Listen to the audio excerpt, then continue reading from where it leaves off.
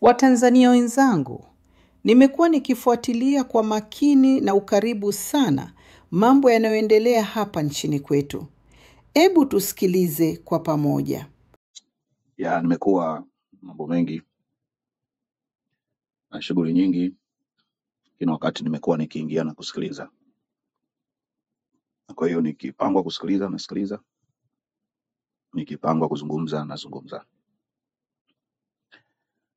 Ndugu zangu, ni muhimu sana kufuatilia kinachoendelea nchini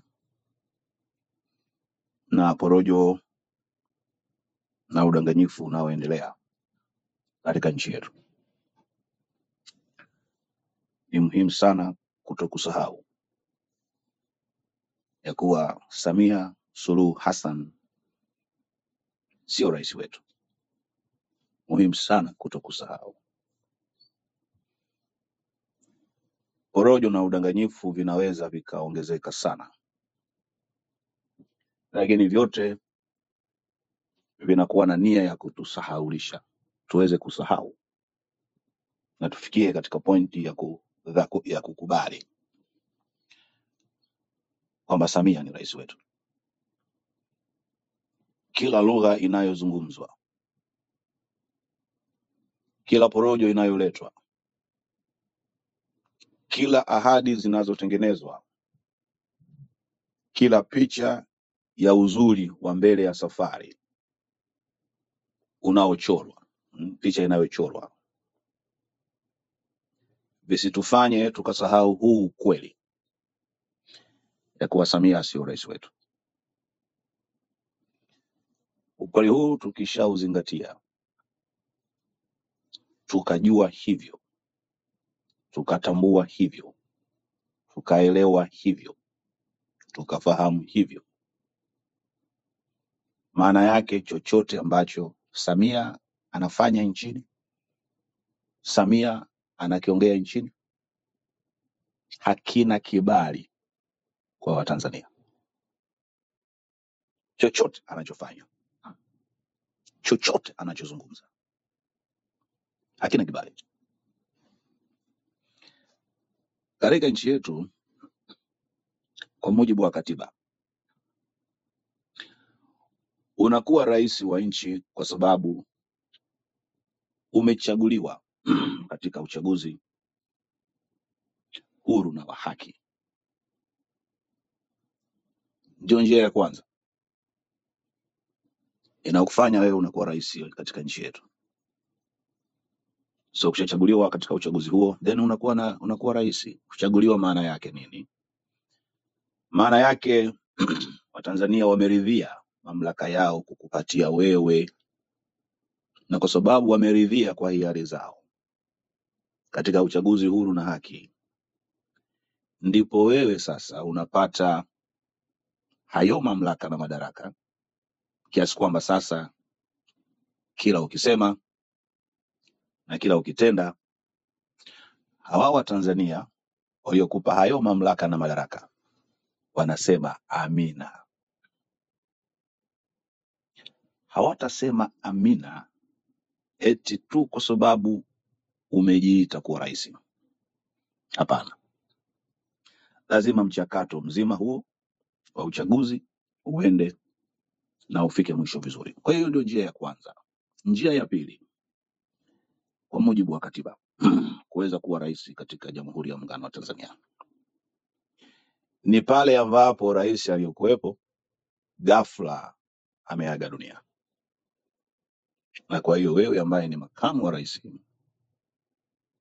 unaapishwa na kuchukua nafasi ya kuwa rais katika nchi.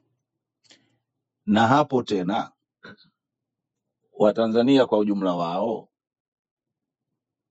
wanasema amina kwenye kile unachosema, kile unachotenda kilicho sawa sawa na katiba nchi yetu.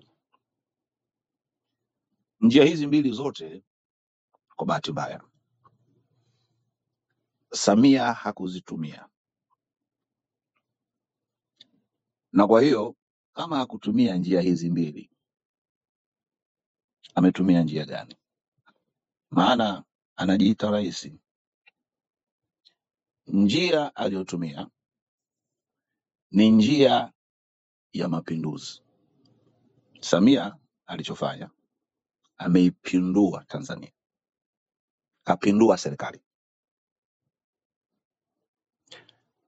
na mapinduzi hayo aliyapanga muda mrefu,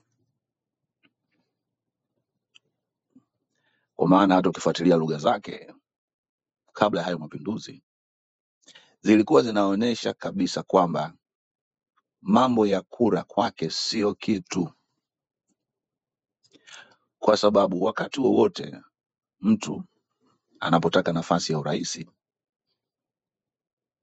huwa kuna tabia ya kujipendekeza kwa wananchi. Samia hakuwa na hiyo tabia. Inafika mpaka wakati mwingine huyu anayetaka urais anaweza akapiga hata na magoti mbele za hawa wanaotaka wampige kura, anaweza akapiga hata na push up, atafanya lolote, ataongea lolote jema la kuwafurahisha hao anaotaka wamchague, lakini hayo hayakuonekana kwa Samia, kwa sababu alikuwa hategemei uchaguzi yeye kupata nafasi. Na kwa nini alikuwa hategemei uchaguzi kupata nafasi? Ni kwa sababu alijua Watanzania walikwisha kumkataa. Hilo alijua hilo. Ndio sababu akafanya ushenzi wa kumweka ndani Mheshimiwa Lissu, akafanya ushenzi wa kumuondoa Mheshimiwa Mpina, akafanya ushenzi wa kila aina, abakie yeye ili apindue nchi vizuri. Na ukijaribu kuangalia, akatumia lugha za kiuchaguzi kwamba amechaguliwa kwa kura kadhaa, asilimia kadhaa. Anajaribu kutumia lugha ya kidemokrasia kuhalalisha mapinduzi yake, kwa maana kama kweli asilimia ile ilimchagua kihalali, nchi nzima ingekuwa na shangwe, vifijo na nderemo kumshabikia huyu aliyemchagua, ambaye sasa amepita kwa kishindo. Badala yake pakawa na maandamano na mwisho wake vifo vya kupita kawaida. Na ukienda mbele kidogo namna hii, unakuja kukuta ya kuwa akiwa analijua hilo, akakodi majeshi ya kuja kumsimamia wakati anaapishwa. Usingetarajia, kama kweli asilimia 97 imekukubali katika nchi, kwa nini uende ukajifiche wakati wa kuapishwa, jambo ambalo ni sherehe kubwa kwa wale ambao wamekuchagua, kama kweli wamekuchagua. Kwa hiyo akakodi majeshi kutoka nje na mengine ya wachache kutoka nchini ili kutimiza azma yake ya mapinduzi, ili aitimize. Kwa hiyo Samia ameipindua serikali, amepindua serikali. Mpinduaji huyu wa serikali akitumia nguvu za risasi, anataka aendelee kututawala kwa nguvu hizo za risasi. Tutakuwa wajinga kukubali kutawaliwa na mtu wa jinsi hiyo. Nataka niwaambie ndugu zangu wa Tanzania, hakuna chochote katika dunia hii ambacho hakiwezekaniki pale ambapo binadamu wameamini ya kuwa wanakiweza. Hiyo statement nzito, naomba uitafakari. Nikiweka pause kidogo, mwaka 1960 rais wa Marekani JF Kennedy akawaita wanasayansi wa Marekani na wengine wa Uingereza, akawauliza what will it take for America to step on the moon? Maana yake nini? Anawauliza wanasayansi, itahitaji nini ili Marekani iweke mguu wake mwezini? Wanasayansi wakamjibu wakamwambia, it will take the willingness to do so. Maana yake nini? Maana yake wanamwambia itahitaji tu utayari wa kufanya hilo ulilolisema. Kwa lugha nyingine ni kwamba hata kama inaonekana kwenda mwezini ni mission impossible,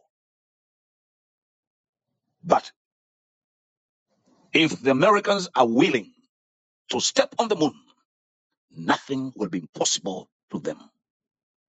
Pojaga Magembe Wanangikoro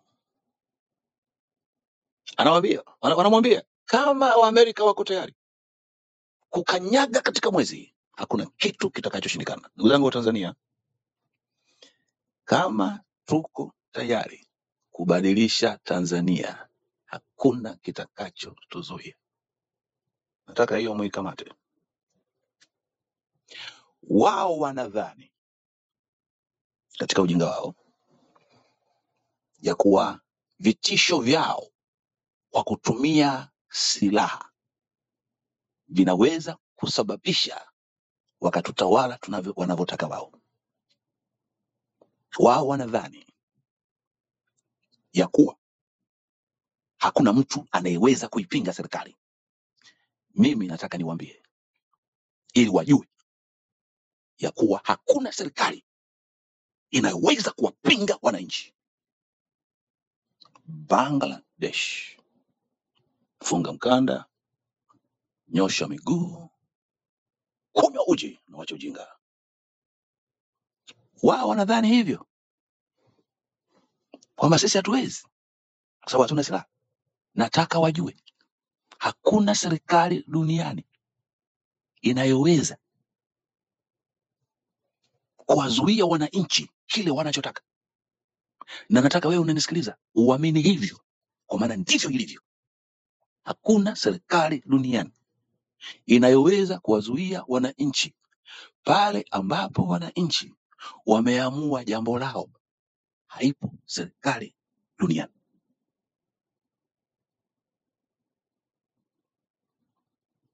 Sasa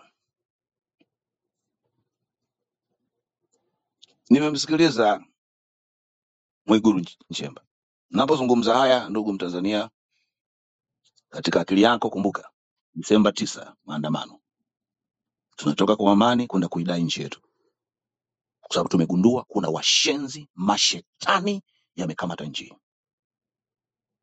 Unisikilize pale, and I'm serious. Kwa hiyo napozungumza hapa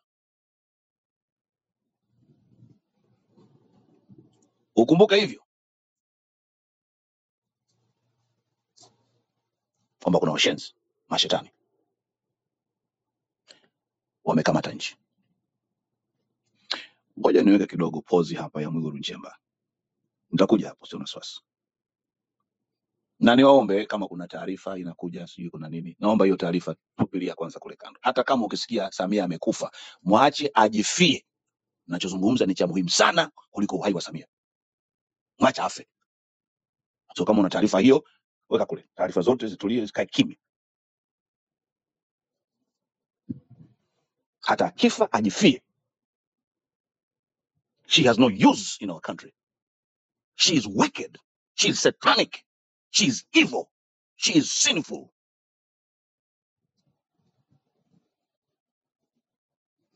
Ndugu zangu wa Tanzania, miaka ile ya nyuma ile nilisomaga elimu inaitwa civil engineering. Wengine wanaita civil engineering. So nikasoma civil engineering. Wakati nasoma ile elimu, kwanza mnaingizwa darasani, mnafundishwa nadharia. Kwa mfano, nadharia ya kutengeneza jiwe. Zege ni jiwe. Concrete is a man-made stone. Concrete is a man-made stone. Yani ni jiwe ambalo limetengenezwa limeumbwa na wanadamu. So mnaambiwa bwana, ukitaka kutengeneza hilo jiwe unachukua kiwango fulani cha simenti, kiwango fulani cha mchanga, kiwango fulani cha kokoto na kiwango fulani cha maji, halafu unachanganya. Ukishachanganya na kumwaga sehemu husika,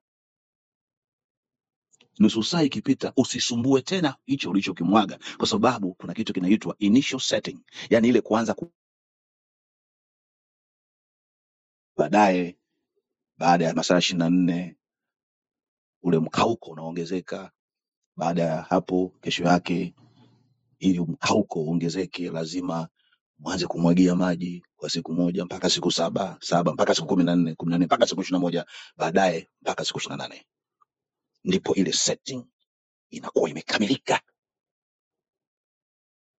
Kwa hiyo mnafundishwa nadharia, lakini ndugu zanguni, hizo nadharia haziwezi kusababisha jengo likatokea, haziwezi kusababisha daraja likatokea. Ili upate jengo,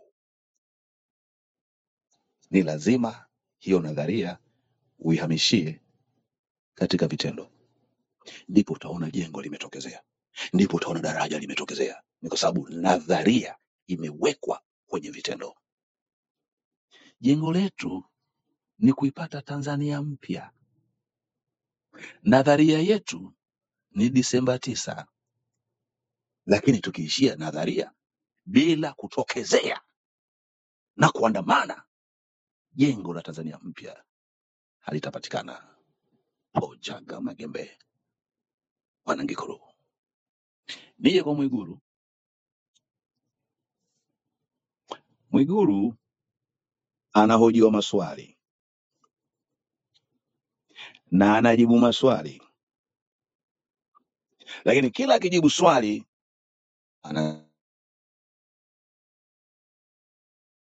Ndugu zanguni, si kwamba Mwigulu hajui kilichotokea.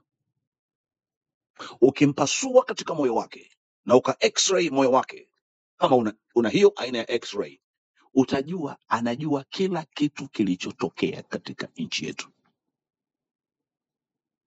Ndugu zangu wa Tanzania, tumeambizana hapa ukweli ya kwamba hakuna wakati wowote mwanadamu anafanya kitu bila kwanza kufikiria, bila kwanza kuwaza. Na hapa nataka niwapeleke kwenye vikao alivyofanya Samia na genge lake, na unaingia kwenye vile vikao kutokana na kile walichofanya baadaye, kwa sababu kila kinachofanywa na mwanadamu hutokea kwenye wazo. Narudia tena,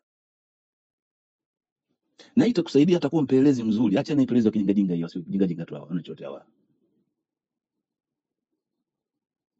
Ukitaka kujua kikao walichokaa Samia na genge lake kabla ya hiyo Oktoba 29, angalia kilichofanyika.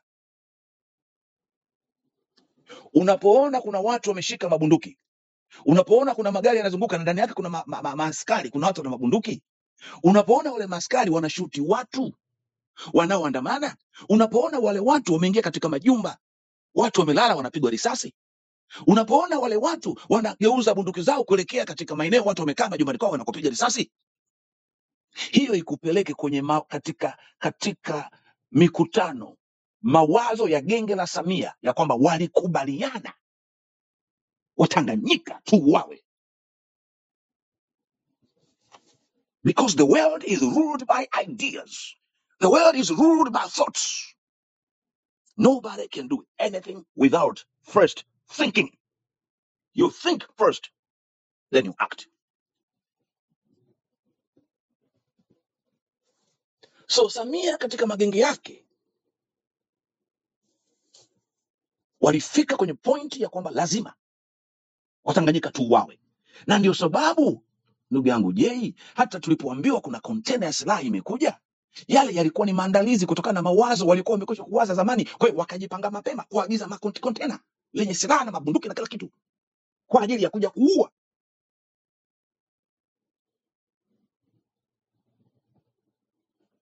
Ndugu zangu, uuaji ule haukutokea Dar es Salaam peke yake. Imetokea nchi nzima, na kuna mambo 9 baadaye hapa nitakurushia. Mambo 9 ambayo sisi Watanganyika tunayataka. Sasa mauaji yametokea Tanganyika. Nitakutumia baadaye. Sitasahau. I assure you. Sitasahau mambo 9 ambayo sisi tunayataka Watanganyika. Na haya mambo 9 tunayoyataka ndio tunayotaka Mwigulu Nchemba na wenzako mnaozunguka zunguka nchini kupiga porojo, myajibu kwanza haya kabla hamjatuambia habari za maendeleo mnayoyafikiria. Na hamna haki ya kutuambia habari ya maendeleo kama hamjajibu haya mambo 9. Ndugu Mtanzania, nitakuletea baadaye kidogo. Twende kwa Mwigulu Nchemba. Mwigulu anahojiwa na anajibu, lakini anachokijibu hakitokei katika moyo wake, kwa sababu moyo wa mwanadamu, ndugu zanguni, na hii nimezungumza hapa, je, kama utakumbuka au wengine, nimezungumza ambacho nimesema ni kwamba katika hii dunia tunayoishi kuna watatu, huwezi ukawadanganya.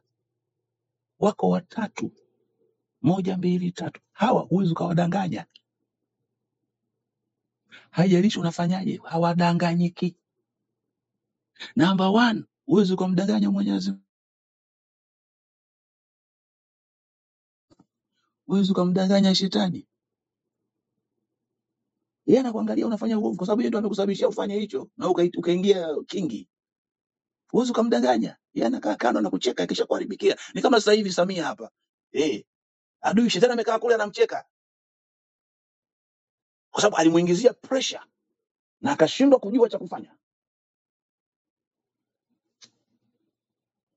Leo anachekwa. Number 3, huwezi ukajidanganya mwenyewe. Hebu jaribu kuba, zini, tukana, fanya uovu wote alafu jidanganya kama hujafanya. Wewe na mimi hatuwezi kujidanganya wenyewe. Hata ukisimama mbele mahakama ukasema bwana, mimi sijaua, unazungumza mawazo ya kichwani, lakini uhalisia wa moyoni unajua ulivyoua. You cannot deceive yourself. Can't. It's not possible. Kwa hiyo Mwigulu anajibu kutoka kwenye alichotunga kwenye kinywa chake badala ya kujibu kutoka kwenye hazina ya moyo wake. Na watajichanganya sana kwa maneno, na watajinasa mno kwa maneno ya vinywa vyao wenyewe, asema Mwenyezi Mungu. Kama umejitega kwa maneno, umejinasa kwa maneno yako mwenyewe. Mwenyezi Mungu anasema, na hii ni kwa Samia, umechimba shimo, ukalichimba sana, ukatumbukia mwenyewe. Maneno ya Mwenyezi Mungu. Kwa hiyo Mwigulu anajibu maswali, lakini hajibu kutoka katika kilindi cha moyo. Anajibu kujaribu kujiepusha hatari ya mbele, anajibu kujaribu kumficha, anajaribu kumfunika aliyempa hiyo nafasi. Niruke mbele kidogo kabla sirudi mambo haya 9. Niwaambie watu wa serikali ni hivi, hapa tulipofika, na hivi mnisikilize. Sinyie mko chini mmetumwa kusikiliza. Nataka niwaambie basi. Niwaambie kidogo. Niwaambie kakitu. Hapa tulipofika, ndugu zanguni. Na hii watu wa serikali msikilize, kama mna akili ya kusikiliza, kwa sababu nimeshagundua tuna majitu majinga mengi sana kwenye serikali. Majitu majinga mengi sana kwenye government. Hawana maarifa. Wanafanya kwenye kiwango cha maarifa yao. Ni wajinga. Wangekuwa na maarifa halafu wakayafanyia kazi yale maarifa, Hiyo ndio inaitwa hekima, na hekima unaijua hekima kwa sababu hekima ikishatenda kazi, milima ya matatizo huwa inayeyuka. Ukiona milima haianguki, haiyeyuki, haiwi leveled, it is because wisdom hasn't been applied. Because when wisdom is applied, the mountains of problems are leveled. Yani hekima ina tabia ya kuleta ufumbuzi wa tatizo. Wakati wowote hekima ikifanya kazi, inatatua tatizo. Ndio maana Mungu anakazia sana, yani katika sehemu ambapo Mungu amekazia kule kwenye Bible, anasema kile kitabu cha Mithali sura ya 4 mstari wa 7, anasema hekima ni kitu bora, hivyo jipatie hekima, na katika mapato yako yote jipatie ufahamu. Wisdom is the principal thing, therefore get wisdom. And in all you are getting, get understanding. Wisdom is supreme. Wisdom is the most important thing. Therefore, get it. And wisdom is the right application of knowledge. Therefore, you must acquire knowledge before you can apply it. The application of knowledge is what we call wisdom. Once you have knowledge and you comprehend that knowledge, that comprehension of knowledge is called understanding. And therefore, when you apply the knowledge that you have understood, that application is called wisdom. And every time wisdom is applied, it levels all the mountains of calamities in the society. Matumizi ya hekima yakitokea katika nchi, kuna kitu kinatokea jamani. Sasa niwaambie, Tanzania ilipofika, ndugu yangu Jay, haihitaji watu wanaitwa consultants, haihitaji washauri. Hapa tulipofika hatuhitaji mtu anaitwa political consultant, kwa sababu tupo katika nafasi ya uharibifu mkubwa sana ambao haujawahi kutokea katika nchi yetu. Na bahati mbaya wanaojiita viongozi hawajajua ukubwa wa tatizo, and that's why ukiwasikiliza vinywa vyao havijagundua ukubwa wa tatizo. Na kwa nini hawajagundua? Ni kwa sababu tatizo walilipanga wenyewe, wakalisababisha wenyewe. So nataka niwaambie, hatuhitaji consultations kutoka hao wanasiasa wenu, akina Mwigulu, akina Joyce, sio akina nani mnaowasambaza katika nchi yetu. It does not work that way, and it won't work as you think.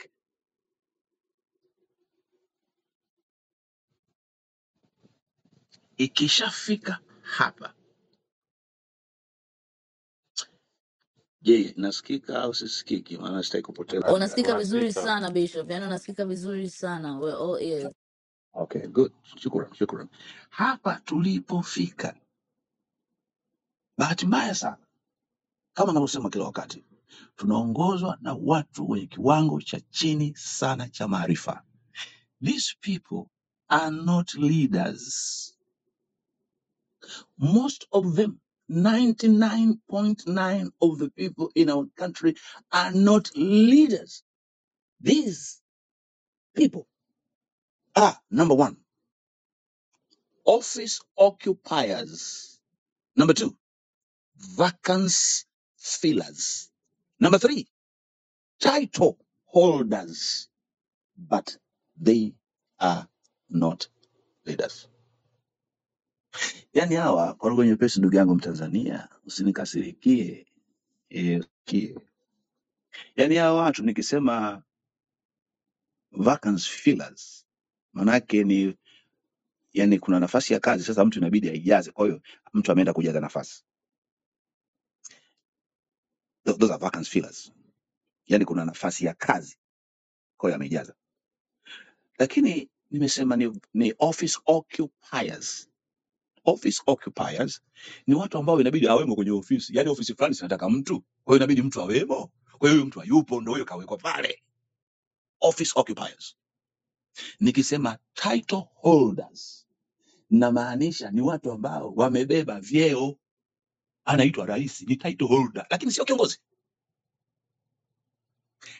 Kiongozi, a leader, is a person who influences people in order to achieve a purpose. Leadership is the ability to influence, inspire, encourage, motivate people in order to attain a goal, to attain a purpose, to achieve a purpose. Kiongozi ni mtu anayeshawishi, tia moyo, chochea, anahamasisha watu ili kuna lengo fulani zuri pale litimizwe. Hawa sio viongozi, ndugu zangu. Kiongozi yuko pale kwa ajili ya manufaa ya wale anaowaongoza. Yuko pale kuhakikisha kwamba huyu anayemuongoza ananufaika, maisha yake yanaboreshwa, anatiwa moyo, anasonga mbele, anapata matokeo chanya. Kiongozi yuko pale kwa manufaa ya anaowaongoza. Hawa ni watawala. Mtawala yuko pale ili anufaike kupitia wale watu. Watawala kama Uingereza, watawala kama Wareno, watawala kama vile Ujerumani, watawala kama Waarabu wanakuja ili wanufaike. Kiongozi yuko pale ili kuwanufaisha anaoongoza. Na mtawala ili anufaike na anaowaongoza lazima atumie vitisho, atatumia threats, intimidations, manipulation, control. Mtawala anatumia kutisha watu. Mtawala anakandamiza watu. Mtawala hampi mtu nafasi. Kiongozi anakuja pale anakuuliza, what can I do to serve you? Kiongozi anakuja anakuambia, nifanye nini nikutumikie? Wapi nikusaidie? Kiongozi anakuja anakuambia, hiki unachofanya hakijakaa vizuri. Ukifanya hiki utafanya vizuri. Ukifanya kila ambacho amekwambia unajikuta unafanya vizuri. Haya mamtu kama yake chungu mbovu yamekuwa ni majitu ya kukandamiza Watanganyika wa Tanzania. They are not there in those positions to serve us, but they are there to control us, to intimidate us, manipulate us for their own benefits and agendas. Pumbavu. Sasa sisi tunaosema mnachofanya sio kizuri, badilisheni, eti ndio tunaonekana ni wabaya. Sisi ambao tunasema jamani, tunataka haki katika nchi, sisi ndio wabaya. Yaani wao wanataka waue, wafile, wapoteze, wateke, waibe, alafu sisi tunyamaze katika nchi yetu ambayo Mungu ameridhia tuwepo. Yaani sisi ambao tunapinga mabaya, tunapinga dhuluma, ndio tunaonekana wabaya katika nchi yetu. Wa Tanzania, it is not over until it's over. Ushi wakati wa kunyamazia wapumbavu hawa, washenzi. Mtu anasema jamani, sitaki katika nchi yangu watu watekwe, watu wauawe, watu wapotezwe. Kesho anakwenda kufunga kanisa. Yaani mtu anatetea uhai wa Watanganyika. Eti ndio anaonekana adui kwenye serikali hii. Serikali ya kishetani. Pumbavu. Halafu unakuja unafungua kanisa bila kuelezea kwa nini ulifunga kanisa. Ni ushenzi mkubwa sana huu. And then wewe Mtanzania na mimi kwa kusema hivi, eti ndio tunaonekana adui katika mipaka ya Jamhuri ya Muungano wa Tanzania. My goodness. Tuna viongozi hapa ama huni haya. Halafu anakuja ananiambia sasa tunafungulia kanisa hivi na hivi. Ulilifunga kwa nini? Kwa kosa lipi? Tunawezaje kuwa na nchi ambayo mtu hajafanya kosa halafu anaonekana amekosa?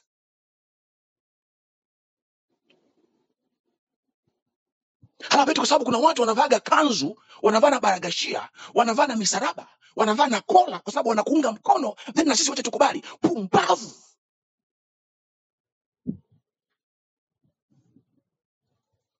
Ndugu zangu wa Tanzania, tusipoipambania haki katika nchi hatutaipata.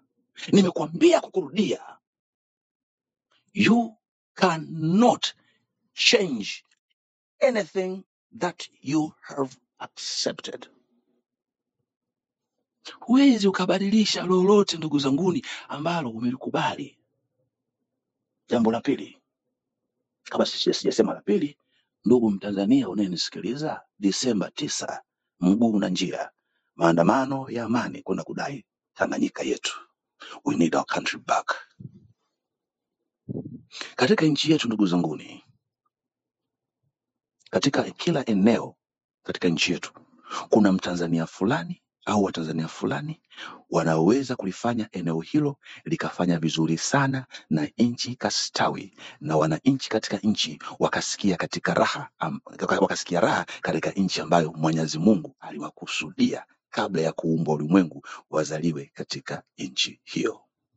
Narudia tena, katika nchi yetu, katika kila eneo la nchi yetu yuko mtu mmoja au watu kadhaa wa Tanzania ambao wakipata nafasi katika eneo hilo watafanya hilo eneo lipendeze, liwe bora, listawi kiasi kwamba nchi itapendeza na raia katika nchi, yani sisi tutastawi katika nchi yetu, nchi ambayo Mungu alikusudia kabla ya kuwekwa misingi ya ulimwengu kwamba sisi tuzaliwe katika nchi hii. Hatukuzaliwa Tanzania kwa bahati mbaya, hatuna akili hizi sasa hivi kwa bahati mbaya. Alitukusudia sasa tuwepo ili tusaidie nchi yetu. It is our time to arise and shine for the benefit and the betterment of our country. Jambo la pili, nilisema la kwanza, you cannot change anything that you have accepted. Huwezi kubadilisha jambo ambalo umelikubali. Tukikubali jambo hili kuwaruhusu hawa wauaji hawa, magaidi haya, majambazi kubakia katika nafasi, maana yake tumewapa license ya kwamba wakati mwingine tena wakifanya haya waliofanya tayari, then sisi hatuna haki ya kulalamika, kwa sababu atatuambia mbona kipindi kile mlinyamaza. Pumbavu. You cannot change anything that you have accepted. Number two, you cannot change anything that you are unwilling to confront. Huwezi ukabadilisha jambo lolote ambalo hauko tayari kulikabili. Kwenye kukabili kuna gharama. Ukikimbia gharama hautapata unachotaka, kwa sababu mafanikio au kufanikiwa ni kuongeza gharama. Kila anayefanikiwa lazima awe tayari kuongeza gharama. Ni kurahisishie, unatembea kwa miguu, unataka baiskeli, lazima uongeze gharama. Una baiskeli, unataka pikipiki, uongeze gharama. Una pikipiki, unataka taksi, unaongeza gharama. Una taksi, unataka basi, unaongeza gharama. Unasafiri kwa basi, unataka kusafiri kwa ndege, unaongeza gharama. Kufanikiwa ni kuongeza gharama. Huwezi ukabadilisha lolote bila kulikabili jambo. Tunataka wasikie wanaojiita viongozi, hatutapoa mpaka haki katika nchi yetu imerejea. Na kwa sababu haki ina Mungu, maana yake ni kwamba Mungu yuko upande wa wananchi na yuko kinyume na serikali, na nyinyi serikali mtapigwa hasa na dunia nzima mpaka haki imerejea katika nchi yetu. Nimewaambieni miaka 4-5 ya kwamba Watanzania sio mali ya Jamhuri ya Muungano wa Tanzania. Watanzania ni mali ya Mwenyezi Mungu. Mwenyezi Mungu amesikia kilio cha Watanzania, ameinuka kuwatetea Watanzania, na hakuna awezaye kupingana Mwenyezi Mungu. Mnaweza mkajitahidi, mkajifaragua, mkajidaidai na mkajimwambafai, hiyo yote mnapoteza muda, kwa sababu mwisho wa siku haki lazima itashinda. Haijawahi kutokea giza likaishinda nuru.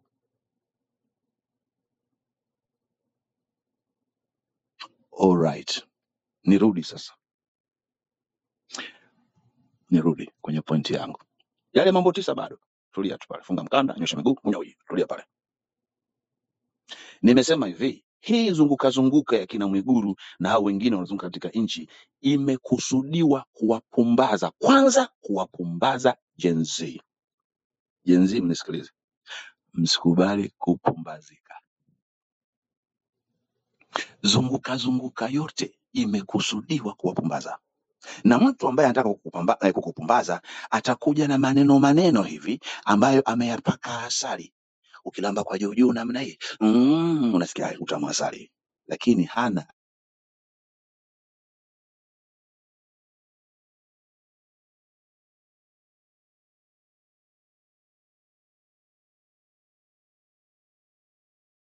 mnaweza mkakubali kwamba huyu Samia anawapenda. Pumbavu,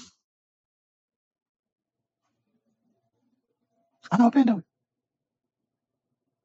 Anachokipenda Samia huku Tanganyika ni mali ambazo anaweza akaziiba kupitia mikataba ya kishenzi.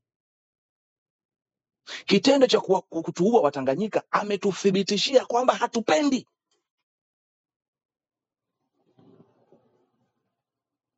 No, so what do we do? Hapa tulipofika, zulula ya kuongea mawaziri na hivi haitasaidia nchi.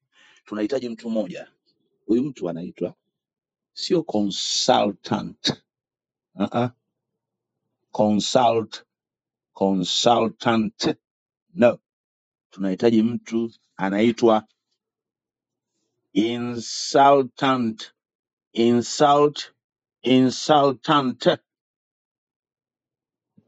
Nimeitunga hilo neno kwa makusudi kutokea kwenye consultant. Hapa tulipofika, ndugu zangu, tunahitaji mtu ambaye ni mtukanaji. Kwanza, anatukana vipi? Anatukana kwa kumnyoshea kidole huyo anayeitwa Samia na kumpa maneno yake. Yani anapewa vidonge. Na sisi huyo mtu ambaye atafanya hivyo lazima awe ni mtu mwenye star, anaheshimika, anayejulikana, ana maadili, ana uadilifu. Haijalishi ametokea Tanzania au nje ya Tanzania, atakayekuja na kumnyoshea kidole na Watanzania tukisikiliza tuseme yes, kamwambia. That's the beginning. Huo ndio mwanzo wa tiba. Lakini hii zunguka ya kina Mwigulu, ya kina nani, kwenda kuongea na Watanzania, kuambia sijui mipango inayokuja mbele, sijui ajira, sijui vurugu za kila aina, sikiliza, mmetuua. Bila kuwa na insultant. Maanake ni mtu ambaye atausema ukweli kama ulivyo, bila kupekecha macho, bila kumumunya maneno. Na amnyoshe kidole huyu, na ampe vidonge vyake. Na huyu anayepewa vidonge vyake avue urais wake, sababu huo urais hana. Anyamaze kimya.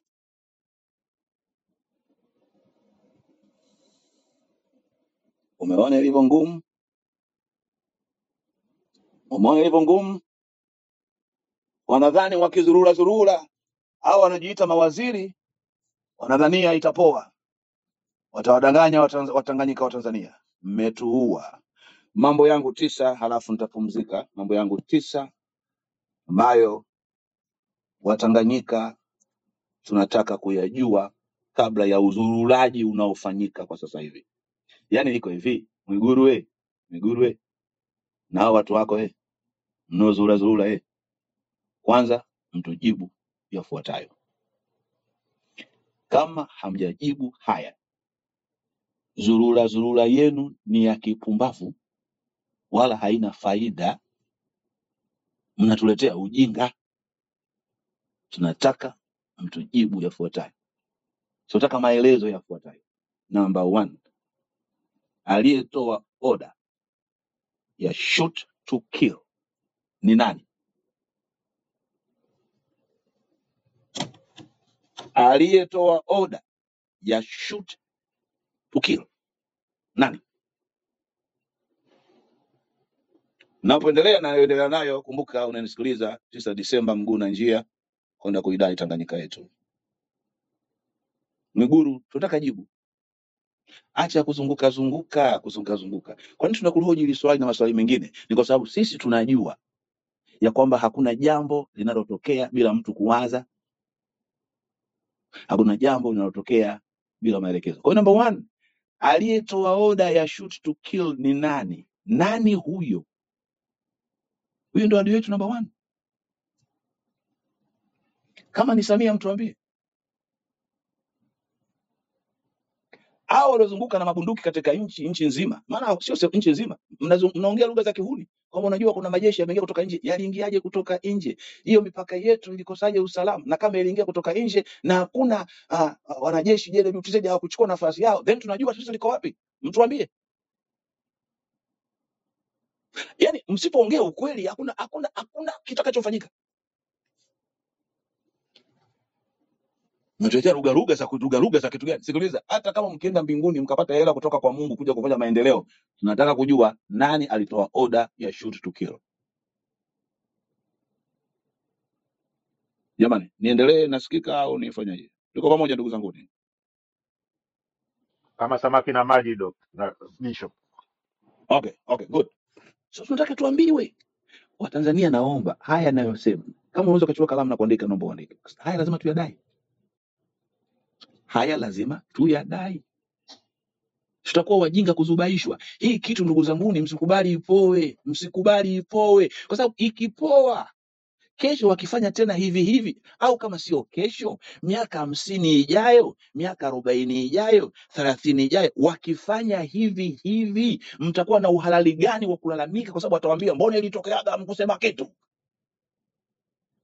mbona ilipotokea kipindi kile, mbona hamkuchukua kitu. Sasa safari amefanya mwanamke, kipindi cha mwanamke, haya kipindi kile atakuwa rais mwanamume. Kwa hiyo rais mwanamume atawaambia mbona yule mwanamke alipowaueni akaua, mbona hamkusema kitu. Leo ndio kwa sababu mimi mwanamume ndio nataka mnisemeseme. Nyinyi mna upendeleo, mna ubaguzi. Useme sasa. Nani anaitoa oda? Kifungu gani cha katiba kinachomruhusu mtu yeyote kuwaua raia kwa sababu wanaandamana au kuua raia kwa sababu wamechoma vitu katika nchi? Kama nchi inaongozwa na katiba, ni kifungu kipi cha katiba kinachompa nafasi mtu yeyote kutoa oda ya kuua raia kwa sababu wamechoma vituo vya mafuta?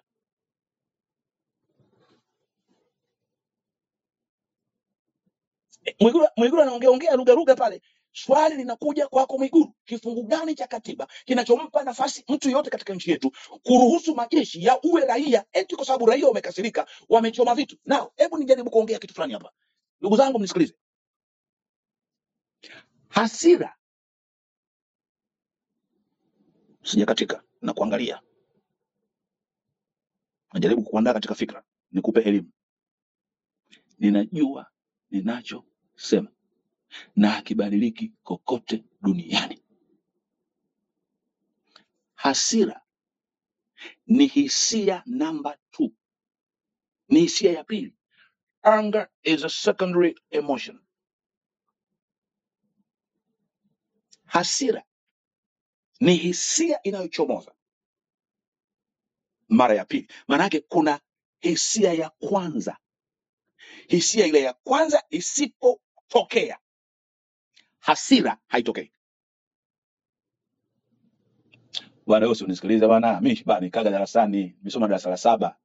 Najua ninachosema. Wewe nisikilize tu. Wewe bwana unisikilize. Ngoja nijidai kidogo. Nina doctorates 2. Moja wananiita Doctor of Sacred Studies. Ya pili wananiita Doctor of Theology. Niliemeja katika uongozi. Ni doctor wa hayo mambo. Nilisomaga darasa la 7. Ndio darasa langu la 7. Siku nyingine nitakwambia nilisoma wapi. Nitakwambia na dini ni nani, na umpigie simu muulize, bwana huyu jamaa anajidai sana hapa. Hicho chuo kina doctorates 2 na zote nilizimaliza. Tuheshimiane. Hata kama sitaki kuitwa doctor, sihitaji. Mimi mwinjilisti, mchungaji, mzee wa kanisa, shemasi.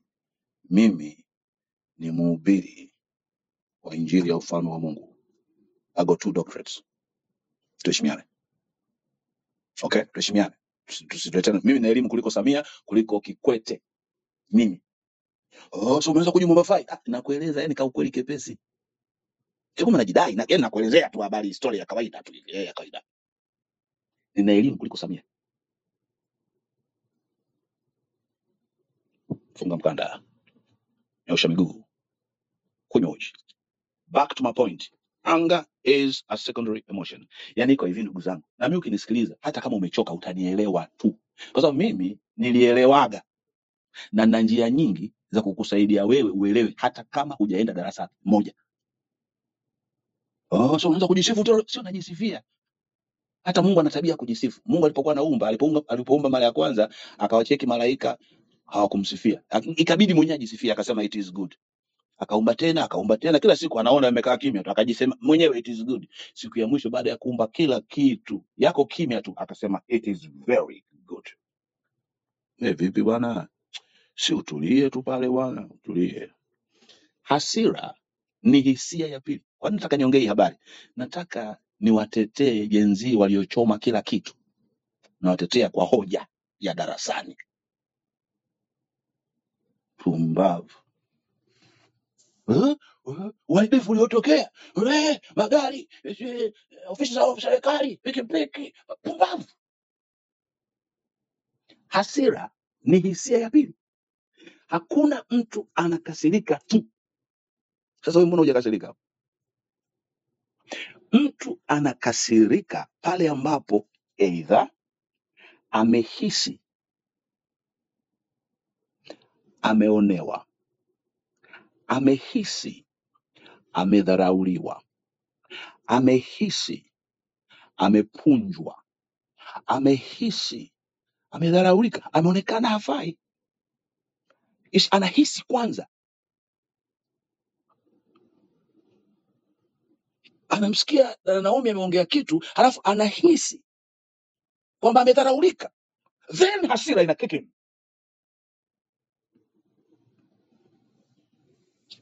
Anahisi ameonewa, ndipo hasira inainuka. Kwa hiyo wenye akili hawashambulii hasira, wanashambulia kisababisho cha hasira. Ukiondoa kisababisho cha hasira, hakuna mtu anakasirika. Pumbavu.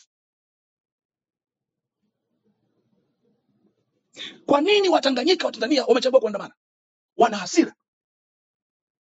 Na kwa sababu wewe ni serikali ya kijinga, hauendi kwenye chanzo cha tatizo. Kwa nini wataka kuandamana? Kwa nini walichoma magari, wakachoma vituo vya mafuta? Wana hasira. Hasira yao imesababishwa na nini? Ungesolve tatizo la kisababisho cha hasira, wasingeandamana. Na mpaka hivi ninavyozungumza wanakwenda kuandamana kwa sababu bado umekataa kusolve tatizo. Because you are ignorant, you are stupid, you are arrogant, you are wicked, you are sinful, you are dirty. Yani unashindwa kwenda kwenye kiini cha tatizo. Nikisema tuna majitu majinga katika nafasi za uongozi, ndugu zangu, mwa mnanielewa? Yani imagine hawa Watanganyika wa Tanzania ambao wanasema wanakwenda kuandamana Disemba 9, wana sababu zao ambazo ni za ukweli. Lakini hawa walio katika nafasi za uongozi, kwa sababu ya kiburi walichonacho na jeuri walizonazo, pamoja na ulafi walionao na tamaa walionayo na ubinafsi wao, hawako tayari kuwasikiliza. Unbelievable.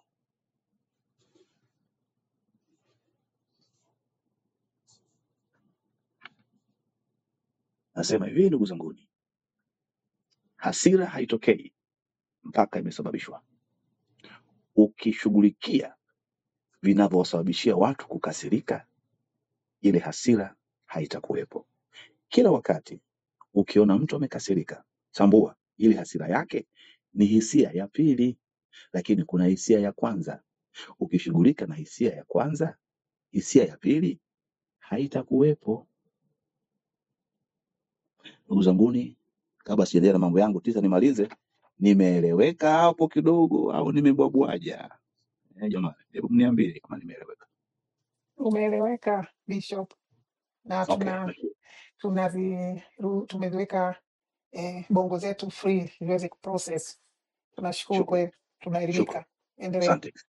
Okay, kwa hiyo nimesema ndugu zangu wa Tanzania, tusipoe. Nani anakupooza? Nani amekupa kumbatio la kupoa wewe wakati hujajua aliyetoa order ya shoot to kill? Ndugu zanguni, unaweza ukawa pengine huna watoto, lakini wale wenye watoto mtanielewa sana. Angalia mtoto wako, aidha kijana yule au binti yule, mwangalie pale, halafu ona amepigwa risasi, utajisikiaje? Mwangalie huyo mtoto wako, halafu kapigwa risasi au amevunjwa mguu, kapigwa risasi ya kiuno, hata kama yuko hai, mwangalie hali yake aliyokuwa nayo baada na kabla, utajisikiaje? Ndugu yangu mzazi, huyu mwanamke ametufanyia ushenzi wa kupita kawaida, tunapoaje? Yani unapoaje? Sasa unaweza ukawa pengine hujapata mtoto, hujazaa hivi na vile, lakini una ndugu yako, dada yako, kaka yako, shangazi yako, mjomba wako kauawa, unapoaje? Unapoza kwa sababu ya mipango ya kumwaga zege barabarani, lami barabarani, au kujenga hayo majumba yanakufaidia kitu gani wewe kwenye kile ambacho umefanyiwa, ambacho sasa wamejikausha, ni kama hawajafanya, kwa maana ya kwamba wanaweza wakafanya tena, hawajawahi kujutia walichofanya. Na kwa hiyo kama mtu hajajutia alichofanya, kwa sababu process au mchakato au utaratibu wa mtu kubadilika, lazima kwanza ajutie tatizo alilolifanya. Hawa hawajajutia, wanajifanya kama jambo hilo halijatokea. Mwigulu Nchemba anatuambia ya kwamba hata hesabu hawezi akatoa kwa sababu ni uhai. Pumbavu! Mungu mwenyewe katika Biblia walipokuwa wanakufa watu alikuwa anatuambia watu 24,000 waliuawa, watu 13,000 waliuawa, mtu mmoja aliuawa, watu 3,000 waliuawa. Mungu anasema katika kitabu chake. Mungu mtoa uhai anazungumza idadi ya waliokufa au waliouawa. Nyie mmeua watu wetu, alafu mnajifanya unajua ni uhai, sio kama magari. Pumbavu! Mungu mwenyewe anazungumza idadi ya watu, imo katika Biblia.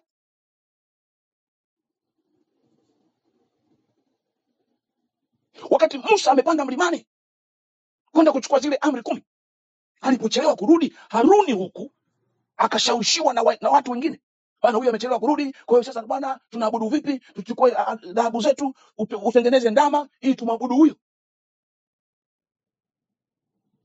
Wakatengeneza ndama, wakaanza kumwabudu. Musa akashuka kutoka mlimani, ana zile amri 10. Moja inasema usiue. Anafika watu wanaabudu miungu mingine. Kuna amri inasema usiabudu miungu mingine ila mimi tu. Akakasirika. Kwa nini? Amesababishiwa kitu cha ajabu. Akavunja zile mbao akazitupa chini. Biblia inasema siku hiyo Mungu alikasirika. Watu 3,000 walikufa. It's in the Bible. Hafunza kuja kutupa lugha hapa, lugha za kisiasa. We don't need political consultants. We need truth tellers.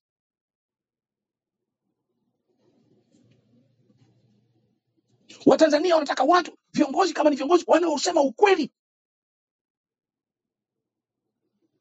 Nazungusha maneno porojo za kisiasa za miaka yote. Upumbavu mtupu. We are tired of your ignorance.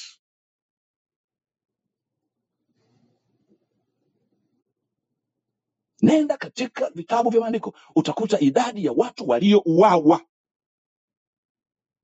Sikiliza bana, I'm a doctor of theology. Sina muda kwenda sana kule. You just trust me. Na kifo cha kwanza ni Kaini anamuua ndugu yake Habil kwa sababu ya wivu. Kamuua. Alikufa mtu mmoja. Anaitwa Habili. It's in the Bible.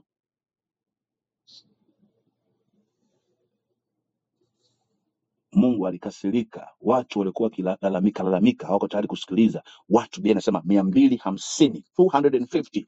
Dunia hii ardhi ilifunguka. Ikawameza, ikafunga, wakafa wote. Inasema 250. That's in the Bible. Mtu mmoja anaitwa Herode akasifiwa. Alipotoa speech, mtu akasimama, akasema hii ni sauti ya Mungu. Akamsifia kama ni Mungu yule. Afya akachukua zile sifa akafanya za kwake. Biblia inasema ukatoka mchango kama mnyoo fulani hivi wa ajabu sana, ulimmeza, ukamla, ukamsagasaga yule Herode. Herode akafa mtu mmoja. It's in the Bible. So Mwigulu tunachotaka kujua amekufa ngapi? Acha porojo hizo. Peleka porojo kule. Peleka porojo kule. Yeye si unaitwa sijui usalama sijui nini. Nini unaitwa nyewe si doria mtandaoni. Mwe mnasikiliza mpate akili. Sasa mmejaa ujinga. Kwani mimi elimu ya Tanzania siifahamu? Mimi naifahamu elimu ya Tanzania. Niliwaambia darasa la 7, mtihani wa darasa la 7 nilifanya mimi mtihani ule ule aliofanya John Pombe Magufuli. Ule mtihani aliofanya mtu akaja kuwa rais wa nchi na mimi niliufanya. Mimi sijatokea juzi, nimetokea zamani kidogo. Lakini akili yangu ni akili ya umri wa miaka 25. Hello, umeelewa? 25 years. Na nimekuwa na akili miaka yote. Kwa sababu kwa Tanzania mimi hawanikubali wale. Mimi kule hawanikubali. Si wajinga wengi wale. Nazungumzia kwenye upande wa viongozi wale wajinga wengi. Hawezi ukisikia engine ya submarine kwa sababu ina mionzi ya nuclear. Hawaniwezi. Mimi sio engine ya bajaji. Mimi sina akili ya engine ya bajaji. Hii ni engine ya submarine. Na hakuna submarine inayotumia diesel. Inatumia nuclear. In case ulikuwa uelewe. Mimi sio engine ya bajaji. Wale hawezi, yani hawaniwezi. Yaani hatuwezi kuelewana. Kwa mfano Mwigulu nikimwambia, sasa Mwigulu wewe umesema uhai hauwezi kutolewa na hesabu. Sasa wewe Mwigulu na Mungu nani smart? Mbona Mungu anatoa hesabu kule? Atanikasirikia, alivyomjinga atatuma polisi wanikamate. Simuone. Kwa siwezi kukaa kule. Nimesema siwezi kurudi Tanzania mpaka tupate rais mwenye akili. Mungu mnanielewaga sometime. Na mimi naamini kuna siku tutapata rais mwenye akili. Na sisi wenye akili tutakuja kusaidia nchi ili nchi iwe na akili. Ndio. Jambo la pili. La kwanza nimesema watuambie nani alitoa order ya shoot to kill. Number 2, watuambie nani aliyetekeleza hiyo order. Tunataka listi. Sio mnazurazura nchini kutuambia habari ya maendeleo. Sikiliza, maendeleo hayana umuhimu kuliko uhai wa Mtanganyika mmoja. Hamwezi kuwa mnaua Watanganyika afu mnatuambia habari ya maendeleo eti yani mtufunike. Sikiliza, hata mkitoa ajira, toeni ajira. Lakini mjibu kwanza haya maswali. Swali la kwanza, nani alitoa order ya shoot to kill? Number 2, nani alitekeleza hiyo order? Alafu tuna hamu sana Watanganyika na aliyetangaza ushindi, aliyemtangaza mshindi au washindi wa uchaguzi mkuu. Tuna hamu naye sana kwa sababu ni ibilisi. Yeye anajua uchaguzi au kuwepo, alafu anakwenda kutangaza. Hivi hiyo tume kwa mfano mkiwaambia, okay, hebu tuulize kwa mfano, muulize huyo anayejiita mbunge. Muulize huyo Mwigulu. Wewe Mwigulu ulipata kura ngapi katika maeneo yako? Ana idadi ya kura zilizopata. Huyu ambaye leo ameteuliwa kuwa waziri, muulize bwana ulipata kura ngapi kule? Ngapi jumla? Je, tume imekishaandika kwamba kura zilipatikana hivi, huyu akapata hivi na hivi na hivi. Sasa kama hiyo haipo, mmetangazaje huyu amekuwa mshindi? Kwa hiyo Watanganyika tuna usongo sana na huyo aliyetangaza washindi, tuna usongo naye. Lakini vile tuna usongo na watu ambao wametangazwa washindi katika uchaguzi mkuu ambao haukuwepo na wenyewe wakaridhia. Kwa hiyo wamehusika katika kutudanganya. Alafu wanataka watuongoze.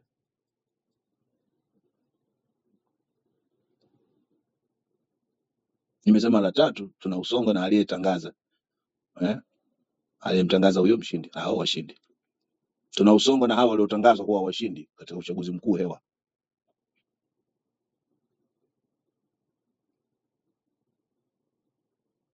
Hao waliotangazwa.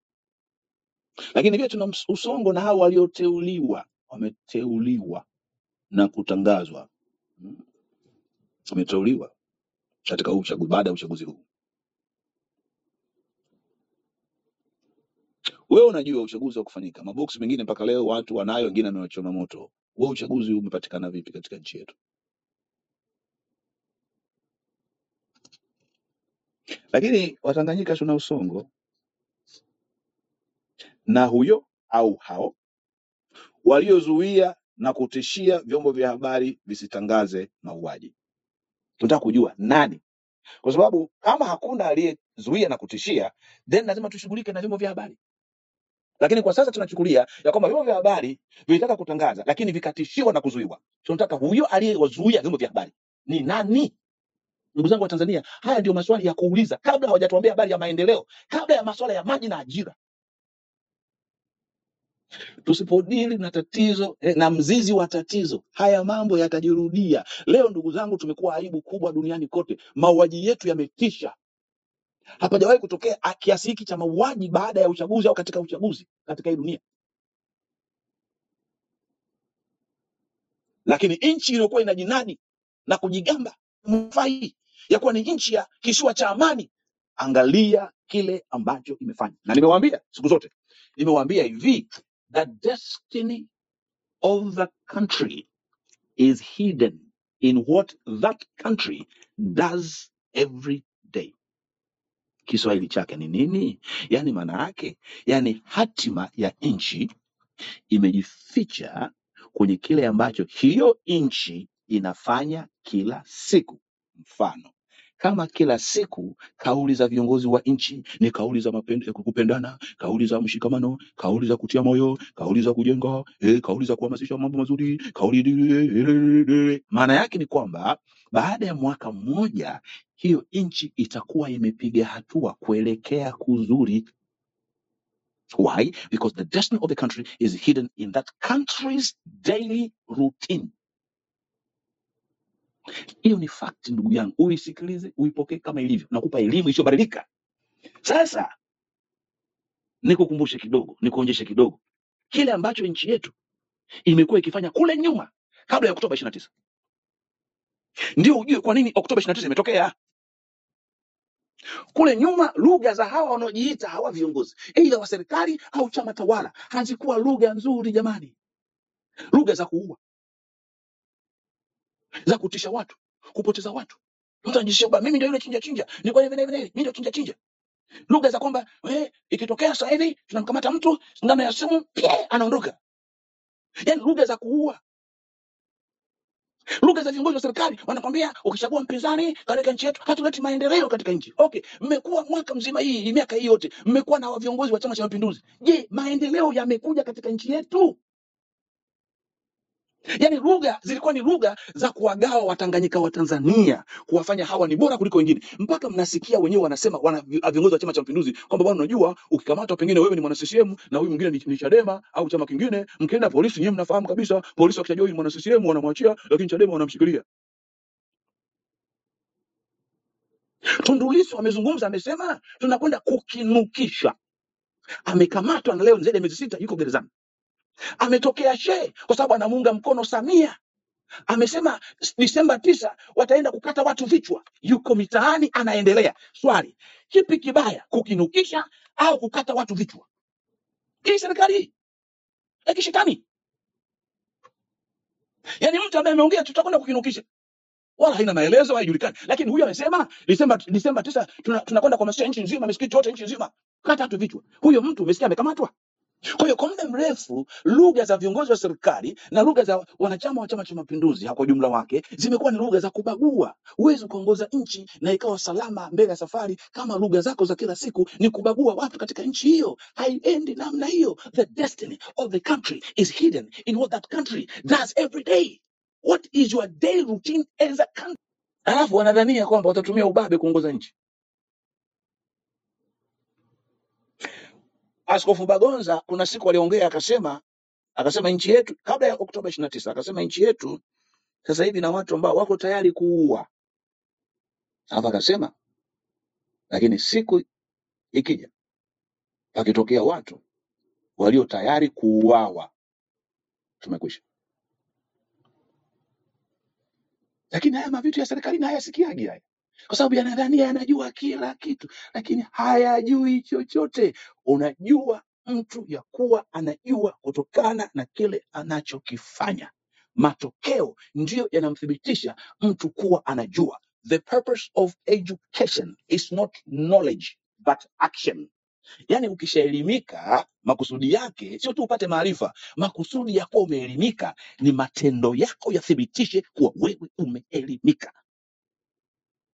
The purpose of education is not knowledge but action.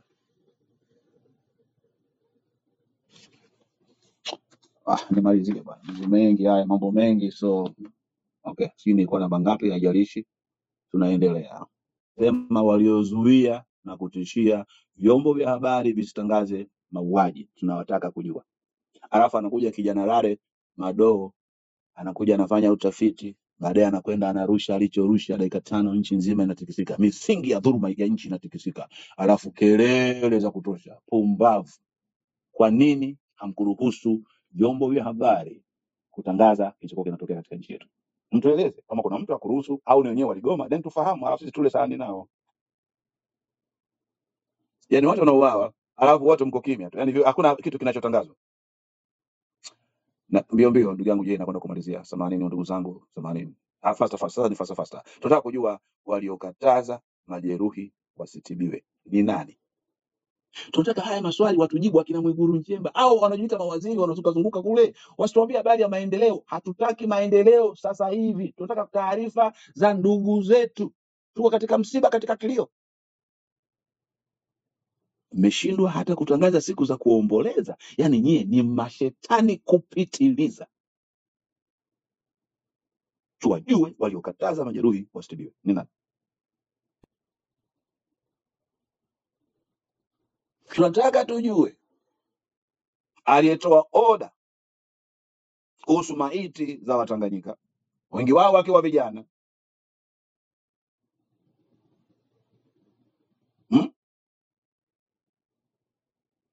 wengi wao wakiwa vijana, wazikwe kwa kificho au wachomwe moto ili kupoteza ushahidi. Huyo aliyefanya hilo ni nani?